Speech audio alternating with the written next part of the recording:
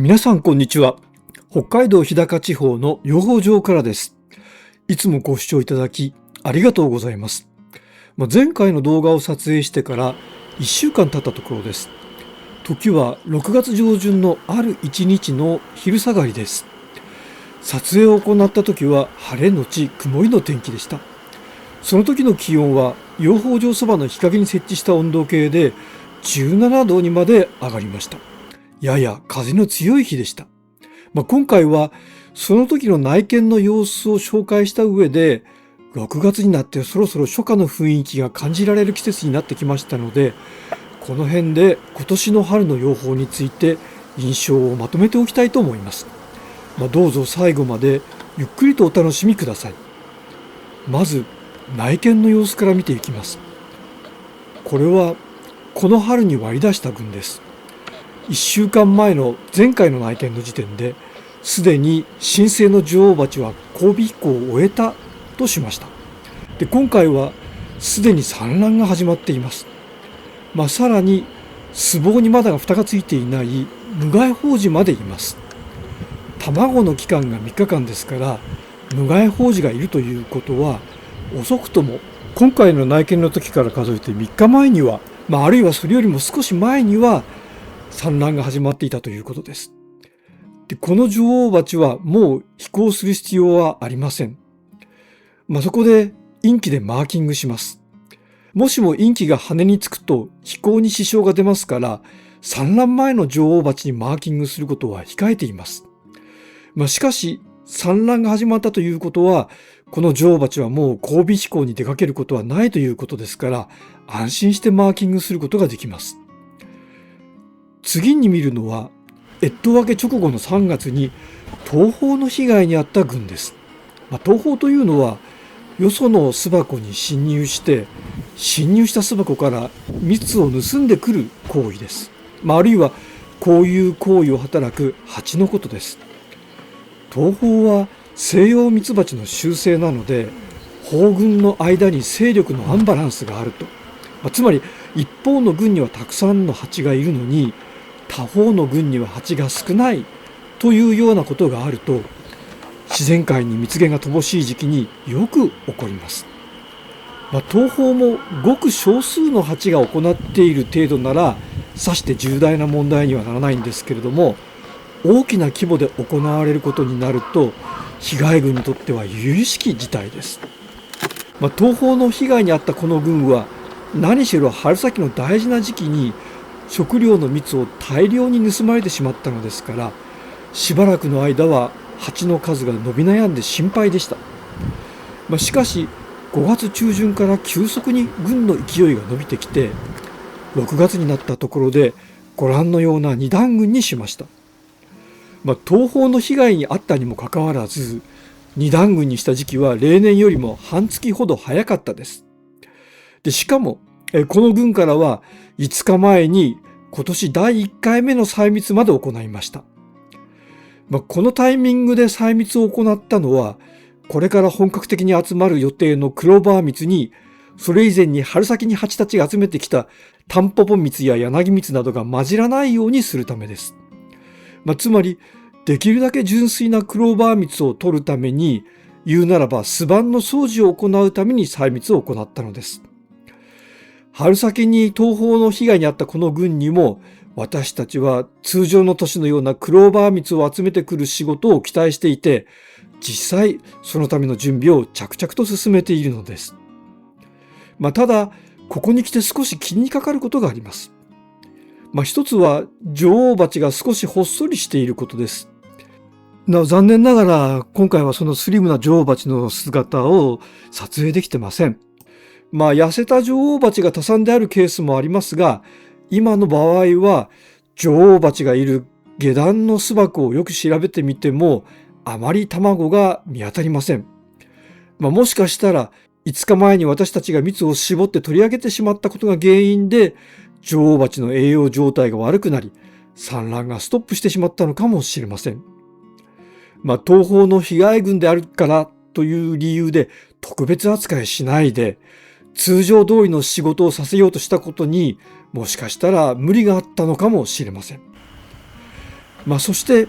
もう一つ気がかりなのは、野外で蜂がクローバーの花を訪れている場面を見かけないことです。私、前回の1週間前の動画でクローバーは五分咲きだと言いました。そして今回の撮影の時点ではクローバーはすでに満開になっています。しかしそうであるにもかかわらず、蜂がクローバーの花を訪れている現場を私は見ていません。その理由として考えられるのは、第一に単に私たちが見ていないだけで、見ていない時に蜂がクローバーを訪れている可能性もあります。もしもこの通りであるならば、そこにはもちろん何の問題もありません。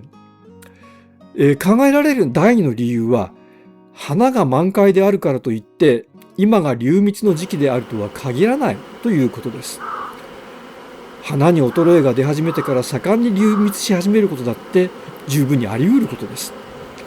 もしもこれが原因であるとするならば、先ほどと同様に問題はないでしょう。流蜜の時期を楽しみに待っていればいいだけの話です。で、考えられる第三の理由は少し深刻です。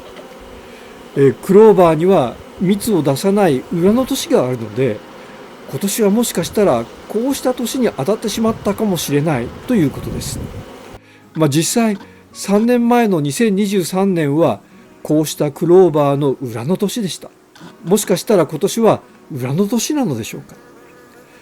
ともかくもうしばらく様子を見てみる必要がありそうです。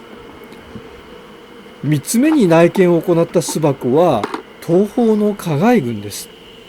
この群は春先によそ様の巣箱から大量の蜜を集めてきたので、それが刺激になって女王蜂の産卵が進み、春から共生群となりました。そのためこの群からは通常の年よりも1ヶ月早い割り出しを行って、そのため巣板を9枚抜いて、この9枚の巣板から3つの群を新たに作りました。実際この群はただ単に蜂の数が多かっただけではなくて、盛んに王台を作って分蜂の気配を見せていたのです。今回の内見の時にも蜜はよく集まっていますし、女王蜂はよく卵を産んでいます。この群からも5日前に採蜜を行いました。ただ5月にあれほど盛んに作られていた王台がここに来て全く見当たらなくなってしまいました。巣板の下の方に女王蜂用の巣房は作られていますが、中に卵は入っていないようです。通常の年であるならば6月に盛んに王台が作られます。しかし今年は5月に王台は作られましたが、6月になるとここまで王台は見当たりません。これは王台が作られる時期がただ単に1ヶ月早くなったというだけのことなのでしょうか。それとも5日前に行った採蜜の影響で王台が作られなくなったのでしょうか。でなお、オスバチの巣房を潰したのでその中を点検してみましたが、ミツバチヘギダダニらしきものは見当たりませんでした。オスバチの巣房はミツバチヘギダダニが繁殖する際に温床になります。最後にすでに産卵が始まっていた先ほどの人工分蜂群とは別の人工分蜂群を見ることにします。そこでは女王蜂がまだ交尾を行っていないか、あるいは交尾飛行から戻ってきた直後のようです。いずれにせよまだ産卵は始まっていません。1週間前にはピーピー鳴いている女王蜂がいましたが、もう鳴いている女王蜂はいません。巣の中での唯一の女王蜂の座をめぐるライバル同士の争いはもう決着がついたようです。さて、ここまで6月上旬の今回の内見の様子を紹介してきました。で、ここからはこれから夏を迎えるにあたって今春の当養蜂場から得た印象を少しまとめておきたいと思います。それはまず季節の進行が早くなっていて、すでに温暖化が進んでいる過去数年と比べても今今年はいろいろなことが前倒しになっているということです。